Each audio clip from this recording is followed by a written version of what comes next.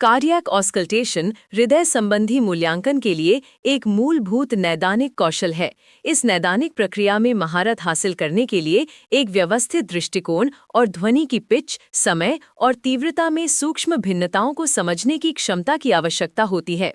ये module cardiac परीक्षा के लिए मानकीकृत प्रक्रिया की रूपरेखा तैयार करता है और हृदय ध्वनियों की पहचान और व्याख्या के लिए एक ढांचा प्रदान करता है।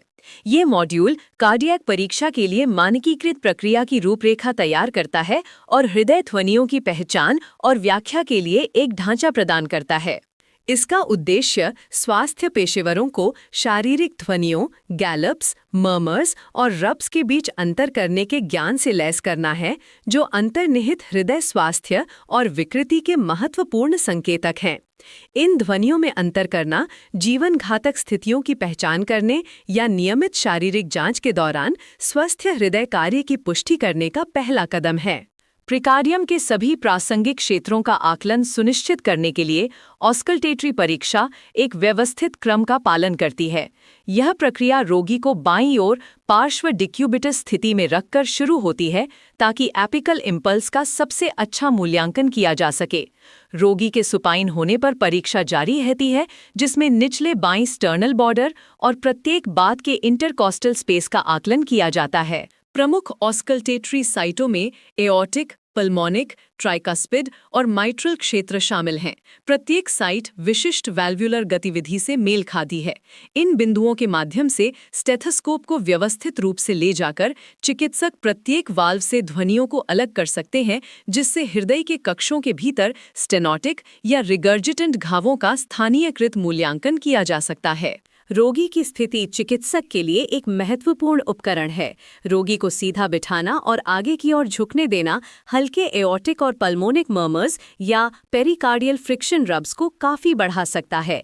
यह युक्ति हृदय और बड़ी वाहिकाओं को छाती की दीवार के करीब लाती है, जिससे उच्च आवृत्ति वाली पैथोलॉजिकल ध्वनियों के ध्वनिक संचरण में वृद्धि होती है।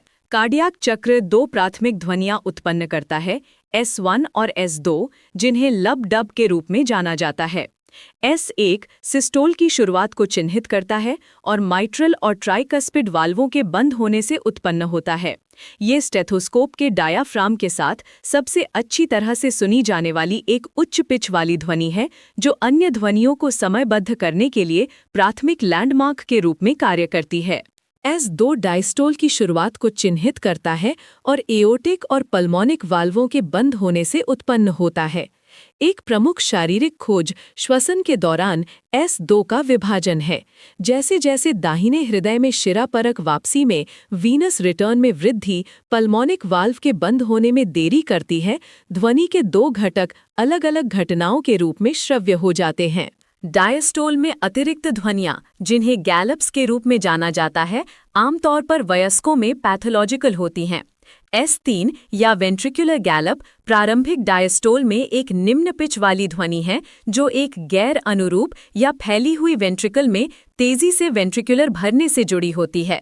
वृद्ध वयस्कों में ये अक्सर वेंट्रिकुलर डिस्फंक्शन, वॉल्यूम ओवरलोड या कंजेस्टिव हार्ट फेलियर का संकेत देता है।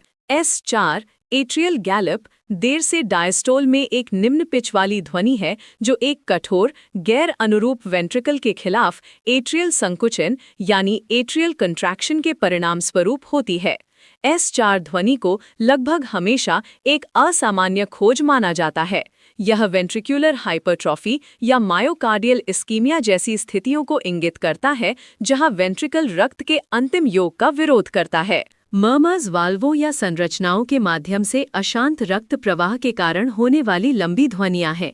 उन्हें उनके समय के अनुसार वर्गीकृत किया जाता है। सिस्टोलिक मर्मर्स, जो S1 और S2 के बीच होते हैं, सौम्य या पैथोलॉजिकल हो सकते हैं। हालांकि डायस्टोलिक मर्मर्स, जो S2 के बाद होते हैं, हमेशा असामान्य माने जाते हैं और पैथोलॉजी की पहचान के लिए आगे की जांच की आवश्यकता होती है। मरमर का चरित्र नैदानिक सुराग प्रदान करता है। क्रेसेंडो डिमिन्युएंडो पैटर्न इजेक्शन मरमर का विशिष्ट है, जो अक्सर एओर्टिक स्टेनोसिस में देखा जाता है। इसके विपरीत रिगर्जिटेंट मरमर की होलोसिस्टोलिक प्रकृति पूरे सिस्टोलिक चरण में पीछे की ओर रक्त प्रवाह का सुझाव देती है। ये पैटर्न चिकित्सकों को विभिन्न प्रकार के वॉल्व्युलर रोगों के बीच अंतर करने में मदद करते हैं। पेरिकार्डियल फ्रिक्शन रब्स उच्च पिच वाली खरोंच जैसी ध्वनियां हैं जो सूजन वाली पेरिकार्डियल परतों की गति से उत्पन्न होती हैं।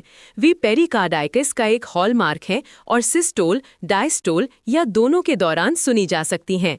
इन ध्वनियों को अक्सर चमड़े के टुकड़ों को एक साथ रगड़ने जैसी आवाज के रूप में वर्णित किया जाता है और ये बाएं स्टर्नल बॉर्डर पर सबसे तेज होती हैं।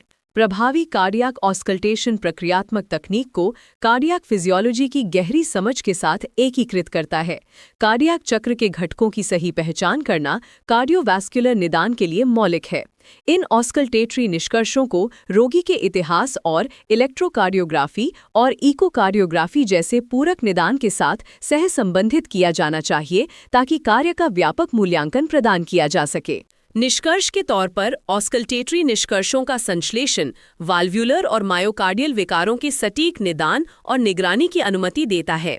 प्रीकार्डियों की व्यवस्थित परीक्षा और विभिन्न हृदय ध्वनियों की व्याख्या में महारत हासिल करके स्वास्थ्य पेशेवर उच्च गुणवत्ता वाली कार्डियोवास्कुलर देखभाल और सटीक बेडसाइड मूल्यांकन के माध्यम से रोगियों के लिए बेहतर नैदानिक परिणाम सुनिश्चित कर सकते हैं।